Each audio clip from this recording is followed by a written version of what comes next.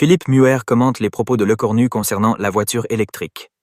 Comme un bon toutou, Sébastien Lecornu suit un agenda européen mis en place par von der Leyen. Un discours qui va à l'encontre des intérêts français.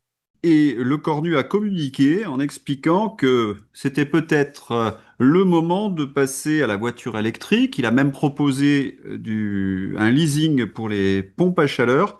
Certains jugent cette politique comme une forme d'harakiri. Est-ce que vous trouvez ce terme excessif? Pas vraiment, non, parce qu'il n'y a pas de politique économique. En fait, c'est des annonces de com en surfant sur la crise. En fait, du macronisme pur jus. Parce que la situation, c'est quoi? C'est qu'on a un record de faillite annuelle en France, encore le mois dernier, et qu'avec la hausse des prix de l'énergie, évidemment, euh, il est certain que ce nombre de faillites va encore continuer à augmenter. Alors oui, j'ai vu sur BFM il y a 2 heures 71 000. J'ai vu le même chiffre, exactement. J'en tire de la même source, et effectivement, qui sont les chiffres de la Banque de France derrière. Qu'est-ce qu'aurait dû faire un gouvernement sérieux? Commençons par là. C'est sauvegarder les entreprises françaises, c'est-à-dire la capacité de produire des richesses en France. Donc, il fallait absolument baisser les taxes sur l'essence. Il n'y a pas d'autre choix là-dessus, vu les prix de l'essence du diesel et combien ceci est dangereux pour les entreprises françaises, et ainsi que sur les ménages. Il fallait sortir du marché européen de l'électricité, il faut le rappeler. C'est-à-dire, si on veut un prix de l'électricité pas cher, de l'énergie pas chère, on peut diviser par deux les prix de l'électricité en France en sortant du marché européen de l'électricité. Parce qu'on produit à 6 centimes et on vend aujourd'hui à 24 centimes. Alors qu'avant, on produisait à 6 centimes et on vendait à 11 centimes. On peut bien dire quand même que ce serait formidable pour les entreprises et les ménages français. Et puis, sur le long terme, il faudrait réfléchir à un plan sérieux, oui, d'autonomie sur l'énergie pour la France. Et un plan sérieux là-dessus, c'est produire du pétrole en Guyane. Il y a très probablement des masses importantes de pétrole en Guyane. La loi Nicolas Hulot nous en empêche. Eh bien, il faut supprimer cette loi, produire du pétrole en Guyane. La France n'a plus les moyens de faire croire qu'elle est un pays hyper riche, qui n'a même plus besoin de produire son énergie. De produire du gaz dans le nord de la France, on a le gaz de houille, et probablement du gaz dans d'autres territoires d'outre-mer de la France, et produire de l'hydrogène. On a dans le nord de la France, ça a été annoncé, le plus grand réservoir d'hydrogène du monde. Donc, mettre tous les moyens possibles pour aller vite, mais le faire bien, et pour exploiter cet hydrogène qui est une forte source d'énergie.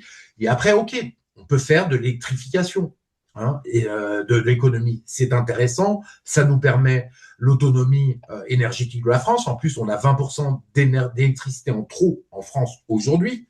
OK, mais il faut le faire sérieusement, c'est-à-dire sur le long terme, pour préserver l'autonomie et pour du fabriquer en France. Parce que si c'est pour ne pas avoir de l'autonomie sur l'énergie du Moyen-Orient ou de la Russie, mais être dépendant de la Chine, ça n'a pas de sens. Et en plus, ça n'apporte aucune croissance, ça détruit la France. Voilà, donc le gouvernement français fait n'importe quoi, puisqu'on a vu qu'il y a la vente d'Atlantique, un gros fabricant de pompes à chaleur française, à un groupe nippo-américain qui est en cours. Quand on annonce qu'on veut vendre 1 million de pompes à chaleur en France, en plus subventionnées par l'État, eh bien au moins qu'elles soient françaises et qu'elles soient fabriquées par cette entreprise française en France. Donc on a des amateurs. On a des amateurs qui disent qu'ils veulent électrifier l'économie, mais avec une électricité hors de prix, ce qui est complètement contradictoire. Qui veulent des interdictions de chaudières au gaz après l'interdiction des chaudières au fioul. Et ça va poser évidemment des problèmes parce que tout le monde ne peut pas mettre une pompe à chaleur. Comment mettre une pompe à chaleur dans des immeubles? Ça devient très compliqué. Et puis, plus de voitures électriques. Les voitures électriques qui, pour le moment, viennent pour moitié de la Chine au niveau de D'ailleurs, je voudrais rebondir dessus puisque les Chinois sont en train d'acheter des usines européennes, notamment Volkswagen, des usines Volkswagen en Autriche. Ils amènent leurs voitures en 3 ou 4 blocs et ils les remontent et ils les vendent comme voitures européennes pour éviter les surtaxes. Exactement. Donc ça, c'est une absurdité parce que les voitures électriques sont principalement fabriquées en Chine, la moitié. Plus de pompes à chaleur qui vont devenir étrangères, plus de contraintes pour les Français, et ça, c'est quand même un problème, avec des produits hors de prix, parce que les voitures électriques, elles restent quand même beaucoup plus chères que les voitures thermiques. Tout le monde ne peut pas se les payer, c'est très clair. Et puis, les pompes à chaleur, c'est 15 000 euros. Pompe à chaleur eau, minimum 15 000 euros, alors qu'une pompe à chaleur, alors qu'une chaudière au gaz, pardon, c'est 5 000 euros. Voilà, donc, et tout ça avec pas d'autonomie pour la France, pas de croissance, Donc, on est là aussi en Occident, en France, dans l'absurdistan. Voilà. Donc, les voitures électriques, comme on le disait, près de la moitié des voitures électriques en Europe sont fabriquées en Chine. Et il y a une explosion de la vente de voitures électriques chinoises en Europe. Aux États-Unis, il y en a zéro. Il y en a zéro. Pourquoi ? Parce qu'ils ont mis des droits de douane suffisants pour continuer à produire et à favoriser leurs constructeurs automobiles.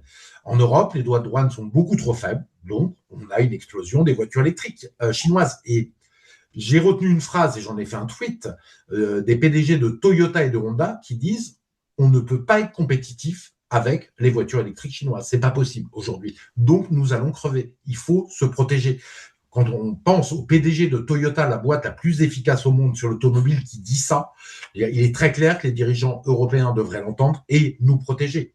Et il y a une chose qui est très importante sur les voitures électriques chinoises, c'est qu'ils ont quasiment le monopole des batteries. Et voilà. Donc, à partir de là, c'est un magnifique cheval de Troie pour conquérir le marché mondial. Mais les Français, en plus, donc le Cornu a annoncé 2 voitures électriques sur 3, deux voitures sur 3 qui seraient électriques vendues en France en 2030. Et c'est absurde parce que, premièrement, les Français n'en ont pas les moyens. Ils n'ont même pas les moyens de mettre de l'essence dans leur voiture. Il y a le problème d'autonomie des voitures électriques qui est quand même important quand vous partez en vacances ou quand vous faites des grands déplacements. Il y a le problème de la taille du réseau parce qu'en fait, si vous mettez des voitures électriques partout, c'est quelque chose qui est impossible. Imaginez au moment où les gens partent en vacances sur une autoroute Paris, Lyon, Marseille. En termes de puissance électrique qu'il faudrait dans les tuyaux pour fonctionner, mais vous faites sauter le réseau électrique français. Ou alors, il va falloir mettre 200 milliards d'euros de réseau électrique en plus et se ruiner en plus. Et puis, le prix des recharges, parce qu'ils veulent la voiture électrique, mais le prix des recharges, et je crois que c'est vous qui l'avez mis, Louis, c'est vous qui l'avez mis sur Twitter, c'est tout à fait juste, le prix des recharges, c'est pas du tout le prix de l'électricité à la maison, qui est déjà cher à 21 centimes, mais ils ont laissé faire le libre marché. Donc, on peut avoir des prix de recharge très, très chers sur l'autoroute. Donc, voilà. Donc, le Cornu était sur pilote automatique, et j'ai défini pilote automatique comme celui qui obéit aux directives européennes. En fait, ils ne font plus que ça. On a l'impression qu'ils ne sont que le cabinet de com de l'Union européenne. C'est parfaitement juste, je ne l'avais pas dit, mais c'est exact, parce que l'Union européenne veut interdire le chauffage au gaz, au fioul, et mettre des voitures électriques partout. Et en fait, le Cornu surfe sur la crise pour avancer sur l'agenda européen. Et il y a les ZFE aussi qui arrivent à l'Assemblée nationale, je crois, demain ou peut-être même aujourd'hui d'ailleurs. Je crois que c'est aujourd'hui, alors même que les ZFE avaient été refusés par les députés, mais ils essayent une énième manœuvre antidémocratique pour imposer les ZFE. Donc les gens sont complètement appauvris en France, mais on va les forcer à acheter des voitures électriques ou à ne pas pouvoir rouler en ville et dans les agglomérations autour. On est dans l'absurdistan. Et j'ai fait une petite étude pour montrer l'absurdistan, par exemple sur les pompes à chaleur. Donc les pompes à chaleur, c'est vraiment un problème. Ça paraît intéressant, mais le problème, c'est que c'est quand même très, très cher, donc tout le monde ne peut pas se les payer. Ça coûte 15 000 euros, une pompe à chaleur RO, voire 18 000 euros à installer. Le problème que vous avez, c'est qu'avec l'électricité aussi chère qu'on a, eh ben, les économies que vous faites pour une maison de 100 mètres carrés, ça va être grosso modo 500 euros par an. Pour un investissement de 10 000 euros supplémentaires, voire 13 000 euros supplémentaires. Vous voyez que ça n'a pas de sens. Par contre, effectivement, si vous voulez faire les pompes à chaleur, si vous mettez le prix de l'électricité 2 fois moins cher, comme on en parlait, en sortant du marché européen de l'électricité, là, vous gagnez 1 200 euros par an. Ça commence à avoir plus de sens. Vous voyez. Donc, ils sont en fait en train de déstabiliser, appauvrir complètement les Français avec des pompes à chaleur qui ne seront pas fabriquées en France, dans la précipitation. Et pour tout ça, ils vont mettre en place du leasing pour les Français qui n'ont pas les moyens. Donc, les Français qui n'ont pas les moyens n'auront même plus de chaudière qui leur appartient. Ils seront en surabonnement, dépendants.